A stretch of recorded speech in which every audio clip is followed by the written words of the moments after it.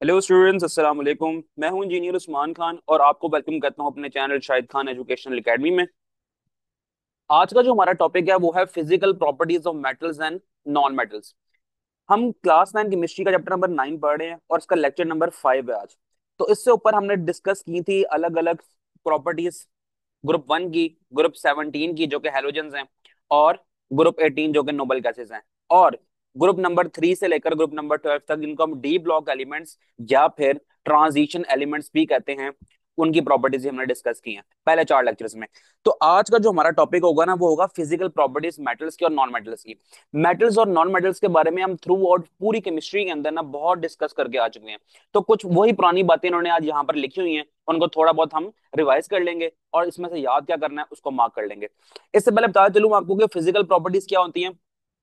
Physical properties ये होती हैं कि मेटल्स और नॉन मेटल्स दिखने में कैसे हैं, इनकी शेप क्या है, इनकी फिजिकल नेचर क्या है, क्या ये सॉलिड है, क्या ये लिक्विड है, चाहिए क्या, या फिर ये गैस है। तो ये फिजिकल प्रॉपर्टीज कुछ कुछ इन चीजों को डील करती है। इसके अलावा केमिकल प्रॉपर्टीज क्या होती हैं, चैप्टर नंबर 8 चैप्टर नंबर 9 में हम यही कुछ डिस्कस करके आएंगे, केमिकल प्रॉपर्टीज क्या होती हैं। और केमिकल प्रॉपर्टीज डिपेंड करती हैं किस पर, रिएक्टिविटी पर, कि कौन सा एलिमेंट किस तरह बॉन्ड बनाता है और किस तरह रिएक्ट करके कुछ नया कंपाउंड बना सकता है। तो ये होती है केमिकल प्रॉपर्टीज, लेकिन हमारा जो मेन फोकस है वो फिजिकल प्रॉपर्टीज पे है। अब हम इसको स्टार्ट करते हैं। इन्होंने ना मेनली डिफरेंशिएट किया हुआ है मेटल्स को और नॉन मेटल्स को, कि हम कुछ बातें मेटल्स की पढ़ेंगे और कुछ नॉन मेटल्स की पढ़ेंगे। नीचे अगर हम इस टॉपिक में आएंगे ना, वहां पर एक टेबल भी बना हुआ है जहां पर इनका कंपैरिजन हुआ हुआ है। तो फिर याद क्या करना है वो बताऊंगा मैं अभी, लेकिन कुछ हम चीजें पढ़ लेते हैं यहाँ पर। अब ना मेटल की जो जनरल डेफिनेशन है ना, मैं पहले भी बता के आ चुका हूँ कि मेटल की डेफिनेशन क्या है, नॉन मेटल की डेफिनेशन क्या है। मैंने बार बार रिपीट किया, आज फिर मैं रिपीट करूंगा कि मेटल की डेफिनेशन यही होती है कि ऐसा एलिमेंट जिसके पास कैपेबिलिटी हो कि वो इलेक्ट्रॉन को लूज कर दे और इलेक्ट्रॉन को लूज करके अपने ऊपर पॉजिटिव चार्ज को हासिल कर ले, जिसको हम कैटायन भी कहते हैं। तो इसको हम कहते हैं ये है मेटल। अच्छा, इसके मुकाबले में अगर हम नॉन मेटल को डिफाइन करेंगे तो आप खुद ही बना सकते हैं। नॉन मेटल वो एलिमेंट होंगे जिनके पास सलाहियत हो कि वो इलेक्ट्रॉन को एक्सेप्ट करें और एनाइन बन जाएं, यानी कि अपने ऊपर नेगेटिव चार्ज लेके आ जाएं। तो इसको हम कह देंगे नॉन मेटल। ये डेफिनेशन मैं पहले भी डिस्कस करके आ चुका हूँ मेटल्स की और नॉन मेटल्स की।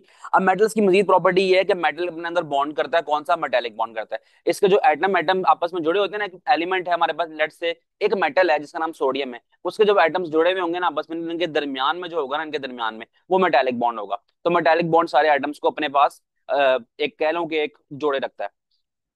अब हम ना मेटल्स की ना दो प्रॉपर्टीज आ गई हैं, मेलिएबिलिटी एंड डक्टिलिटी। इस बारे में भी पहले बहुत डिस्कस करके आ चुके हैं।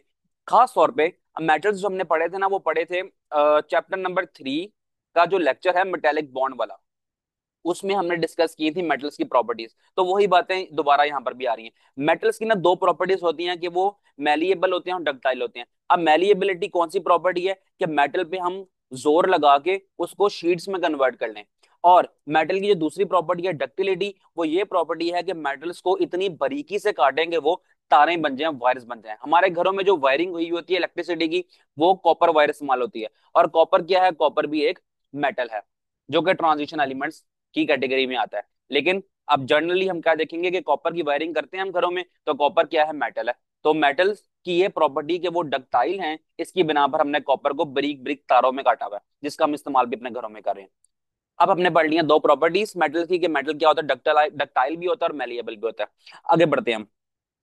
मेटल्स की एक और प्रॉपर्टी है कि ये गुड कंडक्टर हैं हीट के और इलेक्ट्रिसिटी के, क्योंकि इनके अंदर होती है मेटेलिक बॉन्डिंग। अगर चैप्टर नंबर 3 वाला मेटेलिक बॉन्डिंग का लेक्चर आपने मेरा लिया हुआ है तो आपको ये बात वैसे ही याद आ गई होगी कि क्यों ये गुड कंडक्टर है। लेकिन मैं फिर भी जो फर्स्ट टाइम यहाँ पर आए हैं उनको रिवाइज करवाता चलूं मैं, कि ये गुड कंडक्टर इसलिए है क्योंकि इसके अंदर मेटेलिक बॉन्ड है। अब मेटेलिक बॉन्ड की खास बात ये होती है, देखो जो मेटल होता है ना, उसका ना साइज बहुत बड़ा होता है। जब मेटल का ना साइज बड़ा होगा ना, तो हम कहेंगे कि उसका जो इलेक्ट्रॉन्स है ना वो न्यूक्लियस से बहुत दूर है। तो फिर ना ये जो इलेक्ट्रॉन्स होते हैं ना, वो न्यूक्लियस से दूर होने की बिना पर ना आराम से अपने एटम को छोड़ सकते हैं। अपने आराम से अपने एटम को छोड़ेंगे, इसकी बिना पर ये ना उधर उधर पूरे एक ना एलिमेंट के अंदर आप कह लोगे ना, उधर उधर आराम से घूम फिर सकते हैं। ठीक है, फ्रीली मूव कर सकते हैं। तो ये एक पूल सा बना लेते हैं इलेक्ट्रॉन्स का, जिसकी बिना पर ये इधर उधर फ्री मूव कर सकते हैं इलेक्ट्रॉन्स। जब इलेक्ट्रॉन्स फ्रीली मूव करें, इट मींस कि ये गुड कंडक्टर हो गए हीट के और इलेक्ट्रिसिटी के। इसकी बेस्ट एग्जांपल मैंने उस टाइम भी यही दी थी और अभी भी मैं यही देता हूँ। अगर आपने गुड कंडक्टर चेक करना है ना कि क्यों है ये, तो आप ना एक चम्मच पकड़े, हमारे घरों में जो चम्मच होते हैं, उस चम्मच को आप एक एंड को ना आप रखें चूल्हे के ऊपर जहां पर हीट आग जल रही हो। और दूसरा एंड अपने हाथ में पकड़ लें। जब दूसरा एंड अपने हाथ में आप पकड़ेंगे ना, तो वो थोड़ी देर बाद वो भी गर्म होना शुरू हो जाएगा। इसकी वजह ये है कि वो जो गर्म वाला एंड था ना, वहां से इलेक्ट्रॉन्स फ्रीली मूव करके दूसरे एंड पर जो कि आपके हाथ में है उस तरफ आना शुरू हो गया। तो ये इलेक्ट्रॉन्स की मूवमेंट ही होती है मेटल में, जो कि इसको good conductor of heat and electricity बनाती है। तो थोड़ी बहुत मैंने बात समराइज करवा दी आपको यहाँ पर कि गुड कंडक्टर क्यों है ये। एक और प्रॉपर्टी बढ़ती है मेटल की कि वो लस्ट्रस होते हैं, यानी कि उनकी सर्फेसेस जो है ना वो शाइनी होती है। उनको हम देखेंगे तो किस तरह के लगेंगे हमें, वो हमें शाइंड सरफेस उनकी नजर आएगी। एक प्रॉपर्टी ये है कि वो उनकी टेंसाइल स्ट्रेंथ ज्यादा होती है। अब टेंसाइल स्ट्रेंथ बिल्कुल अगर मैं इजी वर्डिंग में समझाऊं ना, तो वो ये होती है कि मेटल को अगर हम खींचे ना, तो वो अपने आप को टूटने में कितना रेजिस्ट करता है, अपने आप को टूटने से वो कितना बचाता है। तो ये होगा उसकी टेंसाइल स्ट्रेंथ की प्रॉपर्टी। इसलिए हम इसको ब्रिजेस में और घरों की लेंटर वगैरह में हर जगह मेटल का इस्तेमाल करते हैं। जो बेस्ट एग्जांपल है स्टील की। अब स्टील भी किससे बनता है? आयरन से बनता है, तो आयरन एक मेटल है। तो ये इसकी एक और प्रॉपर्टी होगी कि इसकी टेंसाइल स्ट्रेंथ ज्यादा है। यानी कि टेंसाइल स्ट्रेंथ ज्यादा है, इस पे हम मजीद लोड डालते रहेंगे तो ये लोड को बियर करने की, लोड को उठाने की इसके अंदर सलाहियत ज्यादा हो जाएगी। ओके। अब एक और प्रॉपर्टी बढ़ती है कि जब मेटल को हम हिट करते हैं तो इसके अंदर ना रिंगिंग साउंड प्रोड्यूस होती है, आवाज प्रोड्यूस होती है इसके अंदर। एक प्रॉपर्टी हम और बढ़ती है कि मेटल जो है ना can not be cut easily because they are hard substance. Metal hard है, हार्ड है इसी बिना पर ना इसको हम आसानी से काट भी नहीं सकते। तो बड़े बड़े जो है ना आपको इसके लिए औजार चाहिए जिसका प्रेशर बहुत ज्यादा हो, जिसकी स्ट्रेंथ बहुत ज्यादा हो कि वो मेटल को काटे। तो मेटल को काटना इस कह लो कि कोई आसान काम नहीं है, बहुत मुश्किल काम है। आगे चलते हैं जी। मेटल की बारे में बात हो रही है। इनके अंदर स्ट्रॉन्ग मेटालिक बॉन्डिंग होती है, बिल्कुल ठीक है। तो इसी बिना पर इनका ना मेल्टिंग एंड बॉइलिंग पॉइंट भी हाई होता है। एक प्रॉपर्टी ये होगी कि मेल्टिंग पॉइंट भी हाई है और बॉइलिंग पॉइंट भी हाई है। मेल्टिंग बॉइलिंग पॉइंट हाई इसलिए है क्योंकि ना ये इनके ना साइजेस बड़े हैं और ये आपस में एटम्स ना मेटालिक बॉन्ड के थ्रू बहुत जोर से जुड़े हुए हैं। इनको ना तोड़ना या फिर इनको ना पिघलाना या इनको बॉयल करना बहुत मुश्किल है। मिसाल के तौर पे एक मेटल लेते हैं हम आयरन, तो आयरन को अगर आयरन सॉलिड फॉर्म में है, आयरन को अगर हम मेल्ट करेंगे, पिघलाएंगे, तो कम से कम भी ना आपको 1500 1530 सेल्सियस टेम्परेचर चाहिए कि अगर आप इसको मेल्ट करवाना है अगर आपने इसको। तो देख लें ये टेम्परेचर बहुत ज्यादा हाई है। अगर बॉयल करवाना है तो बॉयल कराना इससे भी ज्यादा मुश्किल है, इनको वेपर फॉर्म में कन्वर्ट करवाना। स्ट्रॉन्ग मेटालिक बॉन्डिंग होने की बिना पर इनके मेल्टिंग एंड बॉइलिंग पॉइंट भी हाई हो गए। जब इनके मेटालिक इनकी मेटालिक अंदर मेटालिक बॉन्ड है, इनके melting and boiling point high हैं, तो एक और प्रॉपर्टी भी इसके अंदर आती है कि इनकी डेंसिटीज भी हाई हैं। डेंसिटीज हाई क्यों हैं? क्योंकि ये भारी होते हैं, वजनी होते हैं, इनका मैस ज्यादा है। जब इनका मैस ज्यादा है तो ये इनकी डेंसिटीज भी ज्यादा हो गई। अब ना छोटी सी एक्सेप्शन है, वो एक्सेप्शन ये है कि अगर हम ग्रुप वन के मेंबर्स जिनका नाम अल्कली मेटल्स है उनको हम बाकी मेटल से अलग कर देना, तो फिर ये सारी प्रॉपर्टीज मेटल पे फिट इन बैठती है। वो क्या कि अल्कली मेटल्स जो होते हैं ना, वो उनको कह रहा है हम उसको निकाल रहे हैं उसको क्यों? क्योंकि ना वो सॉफ्ट मेटल होते हैं। बाकी मेटल्स वगैरह बहुत हार्ड है लेकिन अल्कली मेटल्स बहुत सॉफ्ट है। उसके वो अल्कली मेटल सॉफ्ट क्यों है इसके बारे में मैं जिक्र पहले करके आ चुका हूँ ग्रुप वन की प्रॉपर्टीज में। अगर आपको शौक है तो आप जाके वो लेक्चर देख सकते हैं, लेक्चर नंबर वन है इसी चैप्टर का। अच्छा, और इसमें बात करें अगर हम, तो एग्जांपल्स कह रहा है मेटल की क्या होगी। मैंने एक आयरन की एग्जांपल दी थी, देखो कॉपर की एग्जांपल है, सिल्वर की एग्जांपल है, आयरन की है, एल्यूमिनियम की है, गोल्ड की है, प्लेटिनम की है, जिंक की, एक्सेट्रा की। तो 91 जो एलिमेंट्स हैं पीरियोडिक टेबल में वो मेटल्स हैं। तो 91 में से आप कोई भी एग्जांपल देख सकते हो पीरियोडिक टेबल में। ठीक है, वहां पर आप पीरियोडिक टेबल में देखो मेटल्स कौन कौन से हैं और यहाँ पर एग्जांपल के तौर पर आप लिख सकते हो। तो यहाँ पर कुछ एग्जांपल्स दी हुई हैं, हम रोजमर्रा में तकरीबन इनको देखते भी हैं, तो ये हमारे पास बेस्ट एग्जांपल हो जाएगी। आयरन को देखते हैं, एल्यूमिनियम को देखते हैं और कॉपर को भी देखते हैं क्योंकि हमारे घर में वायरिंग हुई भी है उसकी। तो हम कह सकते हैं कि ये जो मेटल्स है हमारे डेली लाइफ में इसका इस्तेमाल भी है। गोल्ड को भी देखते हैं, बिल्कुल देखते हैं, ज्वेलरी में, ज्वेलरी की फॉर्म में हम गोल्ड को देखते हैं।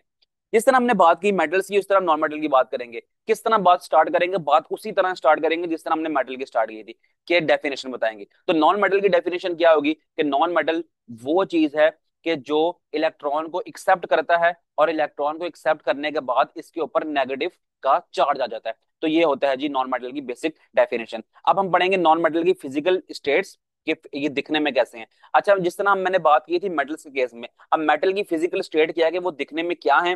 वो दिखने में सॉलिड है, एक्सेप्ट मरकरी। मरकरी जो है ना वो एक मेटल ही है लेकिन वो क्या है?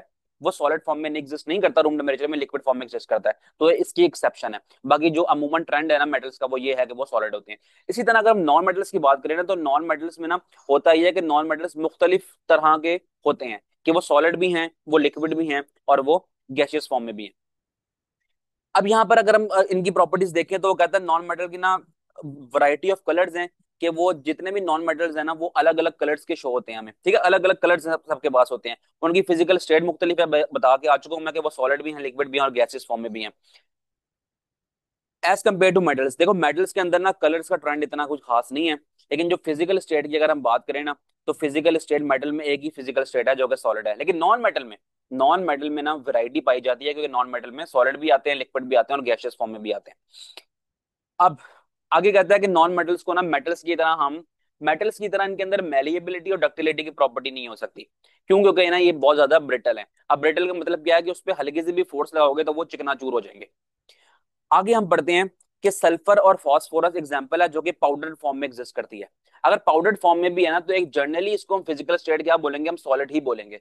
तो ये जो फिजिकल स्टेट सॉलिड स्टेट है ना, उसी को अगर हमने चूरा चूरा कर लिया तो पाउडर फॉर्म बन गया वो। तो आप यही कह सकते हैं कि सल्फर और पाउडर, अगर सल्फर और फास्फोरस पाउडर फॉर्म में है, तो आप एक दाना उठा के देखें इनका, तो क्या फील होगा? लिक्विड फील होगा, गैस फील होगा? हरगिज नहीं, और सॉलिड ही फील होगा ना। तो सल्फर और फास्फोरस एग्जिस्ट करते हैं, हम इसको इस्तेमाल करते हैं in the form of powder, और इनको भी हम शीट्स की फॉर्म में कन्वर्ट नहीं कर सकते। वही पुरानी बातें आ गई, मेलिएबिलिटी भी नहीं होती इनकी, डक्टिलिटी भी नहीं होती, हम इनकी वायर्स भी नहीं बना सकते जिस तरह मेटल्स की वायर बना रहे होते हैं। एक और बात इसमें है कि नॉन मेटल्स जो हैं उनके अंदर फ्री इलेक्ट्रॉन्स नहीं होते। अच्छा, वहां पर ना मेटेलिक बॉन्डिंग थी, यहाँ पर ना इंटरमोलिकुलर फोर्सेज होती हैं एटम टू एटम के दरमियान में। तो अब इसके अंदर होता यह है कि इनके अंदर फ्री इलेक्ट्रॉन नहीं होता जो कि इनको आराम से good conductor of heat and electricity बनाए। तो हम कह सकते हैं कि non metals are bad conductor of heat and electricity. क्यों? क्योंकि इनके अंदर फ्री इलेक्ट्रॉन्स घूम फिर नहीं रहे होते। और एक बात ये कहता है कि इसको अगर हम खींचना तानी करेंगे, खींचेंगे खींचेंगे इसको, तो फिर हम कह सकते हैं कि जरा सी भी खींच खींच पड़ जाए ना इन पर, तो ये बेचारे टूट जाते हैं। तो जो प्रॉपर्टीज मेटल में थी उनके बिल्कुल ही ऑपोजिट नॉन मेटल्स के अंदर प्रॉपर्टी होती है। तो क्या क्या हमने नॉन मेटल्स में बातें की? हमने बातें की कि इनका जो कलर है वो उसमें वैरायटी शो कराते हैं, फिजिकल स्टेट में वैरायटी शो कराते हैं, और bad conductor of heat and electricity होते हैं क्योंकि इनके पास फ्री इलेक्ट्रॉन्स नहीं होते, और अगर हम इनको जरा सा भी खींचेंगे तो ये टूट जाएंगे। और हमने ये बात की कि इनके अंदर मेलिएबिलिटी और डक्टिलिटी की प्रॉपर्टी भी नहीं है। क्या? ना तो इनको हम शीट्स की फॉर्म में कन्वर्ट कर सकते हैं जोर लगा के, और ना ही हम इनको वायर्स की फॉर्म में बारीकी से काट सकते हैं। तो इसके इनके अंदर मेटल्स वाली कोई भी खसूसियात नहीं पाई जाती। आगे कहते हैं कि एक्सेप्शन तो आ गई है जरा सी। अब वो एक्सेप्शन क्या है कि हमारे पास एक नॉन मेटल है जिसका नाम है कार्बन। अब कार्बन का एक एलोट्रॉप है, चैप्टर नंबर 1 में पढ़ के आए थे हम। अब वो एलोट्रॉप का नाम है ग्रेफाइट। कहते हैं ग्रेफाइट में ना थोड़ी सी एक्सेप्शन है। अब वो एक्सेप्शन ये है कि ग्रेफाइट बाकी नॉन मेटल्स की तरह ना बैड कंडक्टर नहीं है, बल्कि ये एक अच्छा कंडक्टर है हीट का और इलेक्ट्रिसिटी का। अब इसका मतलब क्या हुआ, इसके बीच में केमिस्ट्री का छुपी हुई है, वो ये डायग्राम ना मैं आपको समझाता हूँ, फिर आपको आइडिया हो जाएगा। अब आपने ना गौर करना है कि जो ग्रेफाइट है ना वो बना है कार्बन से। कार्बन है किसका? ग्रुप 14 का मेंबर। इट मींस कि कार्बन ग्रुप 14 का मेंबर है, तो इसके आउटर मोस्ट शेल के अंदर ना 4 इलेक्ट्रॉन्स होने हैं। यहां तक तो बात ठीक है। एटम को ना स्टेबिलिटी के लिए चाहिए होते हैं कितने इलेक्ट्रॉन्स? 8 चाहिए होते हैं। ये बात भी आपको पहले से पता होनी चाहिए, बल्कि पता होगी ना, लेक्चर्स अगर पुराने लिए हैं तो। चैप्टर नंबर 8 और 9 को हम इसी बेस पर तो सारा डील करके आए हैं। बहरहाल कार्बन के पास ना कैपेबिलिटी है कि वो 4 बॉन्ड्स बना ले, 4 इलेक्ट्रॉन्स अपने साथ अटैच करवा ले ताकि वो स्टेबल हो जाए। अब ना होता ही है कि ग्रेफाइट के अंदर जो कार्बन है ना, वो अगले कार्बन से एक बॉन्ड बना लेगा, उससे अगले से एक बना लेगा, उससे अगले से एक बना लेगा, लेकिन एक बॉन्ड इसका ऐसा होता है जो फ्री होता है। अब बॉन्ड के अंदर क्या होना है? बॉन्ड के अंदर होना है इलेक्ट्रॉन। अब वो इलेक्ट्रॉन किसी और से जाके बॉन्ड नहीं बना पा रहा है, ठीक है। जब वो ऐसा नहीं करेगा तो इसका मतलब है कि यहाँ पर जो इलेक्ट्रॉन है ना भाई साहब, वो फ्री मूव कर सकते हैं, वो फ्रीली घूम फिर सकते हैं। तो यही मूवमेंट ऑफ इलेक्ट्रॉन जो है ना, इसको कैपेबल बनाती है कि ये good conductor of heat and electricity हो जाए। इलेक्ट्रॉन की फ्री मूवमेंट पर ही इन्हिसार करता है कि कौन सी चीज गुड कंडक्टर है, कौन सी चीज बैड कंडक्टर है। अगर इलेक्ट्रॉन्स फ्रीली मूव करें तो वो हम कहेंगे कि वो फलानी स्पेसिफिक चीज गुड कंडक्टर है हीट की और इलेक्ट्रिसिटी की। अब ये हम डायग्राम से समझ लेते हैं। मिसाल के तौर पे मैं एक ये ना, ये ब्लू डॉटेड लाइन नजर आ रही है ना आपको, ये यहाँ पर ना सारे कार्बन अरेंज हुए हैं। तो और बाकी आप एक चीज देख लो, ये देखो ये हेक्सागोनल स्ट्रक्चर बन रहा है इसका। हेक्सागोनल स्ट्रक्चर होता है ग्रेफाइट का, चैप्टर नंबर 1 में पढ़ के आए थे।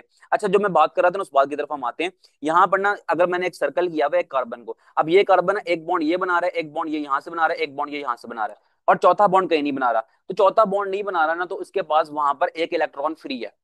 वहां पर कार्बन ने 3 इलेक्ट्रॉन अपने शेयर कर लिए, अभी एक इलेक्ट्रॉन जो कार्बन का है ना, वो चार इलेक्ट्रॉन्स थे ना इसके पास, एक इससे शेयर किया, इससे शेयर किया, इससे शेयर किया, ये वाला कहां पर शेयर करेगा? तो ये वाला इलेक्ट्रॉन ना फ्री मूव करता है, सब में इसी तरह का होगा। लेकिन अगर आप गौर से फिगर को देखेंगे ना, तो आप कहेंगे कि सर यहाँ पर अगर हम इस वाले की बात करें, इस वाले की, ये तो दो बॉन्ड बना रहा है, तीन तो बना नहीं रहा, एक ये बॉन्ड बना रहा है, एक ये बॉन्ड बना रहा है। तो इसका जवाब बिल्कुल सिंपल है, इन्होंने जस्ट एक लेयर दिखाई हुई है हमें। ये जो है ना ये वाला, ये अगली आगे किसी हेक्सागोनल स्ट्रक्चर से अरेंज होगा, अगले किसी कार्बन से अटैच्ड होगा, अगले किसी कार्बन से बॉन्ड बना के बैठा हुआ होगा। तो ये तीन तीन बॉन्ड ही बनाते हैं, जिसकी बिना पर एक बॉन्ड के अंदर जो इलेक्ट्रॉन है ना, तो वो शेयर नहीं हो पाता और वो फ्री रहता है, तो वही फ्री इलेक्ट्रॉन्स घूम फिरता है। यहाँ पर देखो ये एक पूरी लेयर है, ये एक पूरी लेयर है, ये एक पूरी लेयर है, तो लेयर टू लेयर स्ट्रक्चर होता है इसका। और ये जो डॉटेड लाइन है रिप्रेजेंट कर रही है कि यहाँ पर जो है ना इलेक्ट्रॉन इस तरह layer to layer freely move कर सकते हैं। जब electrons layer to layer freely move करें, इट मींस कि ये गुड कंडक्टर हो सकते हैं इलेक्ट्रिसिटी के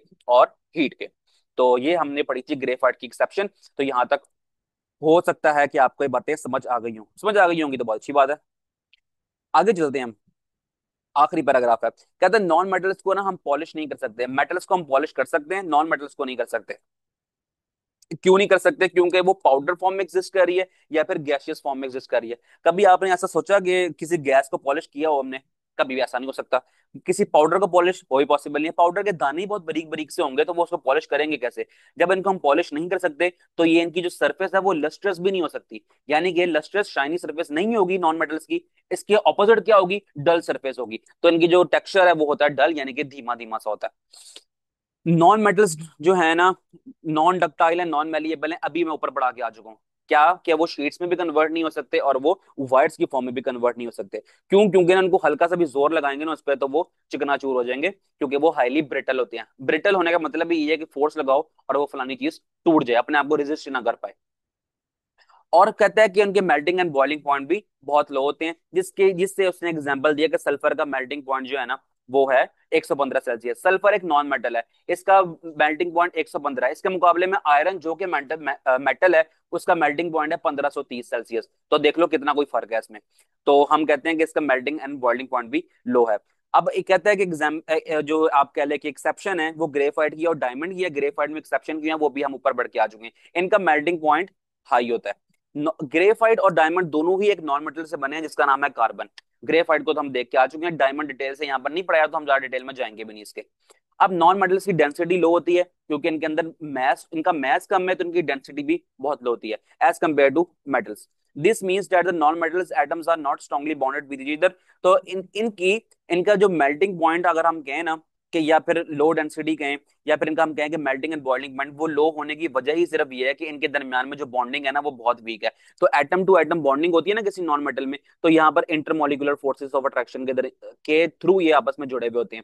इसके मुकाबले में अगर हम बात करें मेटल्स की, वो मेटेलिक बॉन्ड से जुड़े होते हैं, तो बॉन्ड ज्यादा स्ट्रांग होता है as compare to intermolecular forces. तो इनके दरमियान में इंटरमोलिकुलर फोर्सेस होती हैं जो कि बहुत वीक होती हैं, तो हम हल्की से भी फोर्स लगाएंगे तो अपनी फिजिकल स्टेट को चेंज कर लेंगे, जिसकी बिना पर हम कह रहे हैं कि इनका मेल्टिंग एंड बॉइलिंग पॉइंट लो होता है। तो एग्जांपल्स अगर नॉन मेटल्स से आप लो, तो ये nitrogen, chlorine, sulphur, carbon, bromine, ये सारी की सारी एग्जांपल्स हैं जो कि हैं किसकी? नॉन मेटल्स की। अगर हम, ये तो हमने फिजिकल प्रॉपर्टीज पढ़ी है ना, अगर हम केमिकल प्रॉपर्टीज की बुनियाद पर भी जज करना चाहें ना, तो हम आराम से कर सकते हैं। वो कैसे कर सकते हैं? हम वो ये कह सकते हैं कि जो हमारे पास पीरियोडिक टेबल में ग्रुप के इस तरफ हैं, जो हमारे पास लेफ्ट साइड पर हैं, वो मेटल्स हैं क्योंकि वो इलेक्ट्रॉन लूज कर सकते हैं। और जो इस साइड पर है ना ज्यादातर, ये यहां तक कर लो आप, ये नॉन मेटल्स हैं। ठीक है? ग्रुप के इस तरफ नॉन मेटल्स हैं क्योंकि इनके पास सलाहियत होती है कि वो इलेक्ट्रॉन को अपने अंदर एक्सेप्ट करें। तो केमिकल डेफिनेशन भी देखो फिट इन बैठ गई है यहाँ पर हमारे कॉन्सेप्ट पर। अब हमने क्या याद करना है? हमने ऊपर वाली बातों में से ना ग्रेफाइट की बातें सिर्फ याद कर लेनी है, और बाकी कुछ याद करने की जरूरत नहीं है क्योंकि इस टेबल के अंदर सारा कुछ समराइज किया हुआ है उसने। तो ये आपको कह लो कि मोस्ट इंपॉर्टेंट लॉन्ग क्वेश्चन बन सकता है कि कंपेयर करो मेटल्स को नॉन मेटल के साथ। सारी बातें हम पढ़ के आ चुके हैं, एक बार रिवाइज कर लेते हैं कि मेटल्स के melting and boiling point high होते हैं और नॉन मेटल्स के melting and boiling point high नहीं होते। मेटल्स गुड कंडक्टर होते हैं और नॉन मेटल्स पुअर कंडक्टर होते हैं हीट और इलेक्ट्रिसिटी के, एक्सेप्ट ग्रेफाइट। ग्रेफाइट में क्या एक्सेप्शन है वो भी हम सारी डिटेल से डिस्कस करके आ चुके हैं। प्रेशर अप्लाई करने से ना हम इसको मुख्तलिफ तरह से ढाल सकते हैं, जैसे कि हम इनकी वाइड्स बना सकते हैं, इनकी शेड्स बना सकते हैं। वही मेलिएबिलिटी डक्टिलिटी की प्रॉपर्टी आ गई है। नॉन मेटल्स ब्रिटल होते हैं, फोर्स लगाएंगे तो फिर वो टूट जाएंगे। मेटल्स जो है लस्ट्रस होते हैं, मरकरी के अलावा। लस्ट्रस का मतलब है कि वो शाइनी सरफेस होती है, और अभी हम पढ़ गए हैं कि नॉन मेटल्स को हम पॉलिश नहीं कर सकते ना, तो वो उनकी सरफेस भी लस्ट्रस नहीं होगी बल्कि डल होगी। मेटल्स जो हैं वो जनरली टफ और स्ट्रांग होते हैं, और जो नॉन मेटल्स है ना वो टफ और स्ट्रांग नहीं होते हैं। क्यों नहीं होते हैं? क्योंकि जो बातें अभी हम ऊपर करके आ चुके हैं कि टफ एंड स्ट्रांग नहीं है। क्यों? क्योंकि ये हाईली ब्रिटल है, इस पे हल्की से भी फोर्स लगाएंगे तो ये टूट जाएगा। और मेटल्स जो है वो टफ एंड स्ट्रांग हैं, उन पे हम फोर्स लगाएं तो वो अपने आप को मुख्तलिफ तरह से हम उनको ढाल सकते हैं, तो इनकी प्रॉपर्टीज ज्यादा हो गई, ज्यादा अच्छी हो गई, इस तरह कह सकते हैं। दोनों की प्रॉपर्टीज अच्छी हैं, लेकिन कुछ मेटल्स कहीं किसी प्रॉपर्टी में किसी और जगह पे काम आते हैं, नॉन मेटल्स किसी और जगह में काम आते हैं। एक नॉन मेटल ऑक्सीजन है, ऑक्सीजन ना हो तो हम सांस नहीं ले सकते, तो फिर उखाड़ लो, क्या उखाड़ना मेटल्स का? कुछ नहीं कर सकते जब इंसान जिंदा ही नहीं रहेगा। बहरहाल ये तो एक छोटा सा मजाक था। लेकिन हमने इसमें से याद क्या करना है? इस पूरे टेबल को याद करना है। ऊपर से अगर आप मुझसे पूछोगे क्या याद करना है, मैं आपको कहूंगा कि आपने ग्रेफाइट, व्हाट इज ग्रेफाइट, और how graphite is a good conductor of heat and electricity. ठीक है? ग्रेफाइट एक नॉन मेटल है, फिर भी ये गुड कंडक्टर है हीट और इलेक्ट्रिसिटी का। ऐसा क्यों है? तो आपने सारी बातें याद करनी है, कोशिश करोगे डायग्राम भी आपको बनानी आ जाए। नहीं भी आती तो कोई मसले की बात नहीं है, बाकी ये पैराग्राफ तो याद करना ही पड़ेगा ना। और बाकी जितनी प्रॉपर्टीज हैं उस टेबल के अंदर समराइज हुई हुई है, तो ये टेबल आपने पूरा याद करना है। तो इसके साथ साथ ही हमारा जो चैप्टर नंबर 9 है उसके टॉपिक्स खत्म हो गए हैं। अब मिलते हैं आपसे नेक्स्ट वीडियो में, और वो नेक्स्ट वीडियो होगी किसकी? एक्सरसाइज के एमसीक्यूज की। तो अपना ख्याल रखें, और अगर वीडियो पसंद आई है तो चैनल को कर लें लाइक। कुछ भी सवाल हो तो कमेंट सेक्शन में मुझसे पूछ लेना। और बस ठीक है, फिर आपसे मिलते हैं नेक्स्ट वीडियो में। अल्लाह हाफिज।